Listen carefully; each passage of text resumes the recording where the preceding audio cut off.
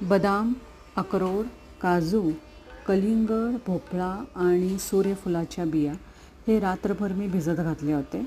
बदाम सोलून घेतलेले आहेत आणि सफरचंद ह्यासोबत कोणतीही फळं तुम्ही घालू शकता कॉम्बिनेशनसाठी. बदाम 8 घेतलेले आहेत, काजू 3 घेतलेले आहेत, अक्रोड 3 घेतलेले आहेत आणि कलिंगड, भोपळा आणि सूर्यफुलाच्या बिया हे घालून पाणी घालून मी त्याची स्मूदी बनवलेली आहे.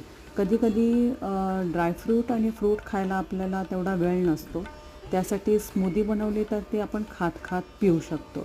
हे माझ्या मिस्टरांसाठी विलांसाठी बनवलेलं पेय आहे. असंच मी पेय नीलसाठी मुलग्यासाठी जेव्हा बनवते त्यामध्ये खजूर आणि केळ घालते, जेणेकरून त्याला थोडासा स्वीटनेसपणा मुलांना हवा असतो. नॅचरल स्वीट तो घेतो, त्यामुळे त्याला केळ आणि खजूर घालते. ही हेल्दी अशी स्मूदी तयार झालेली आहे.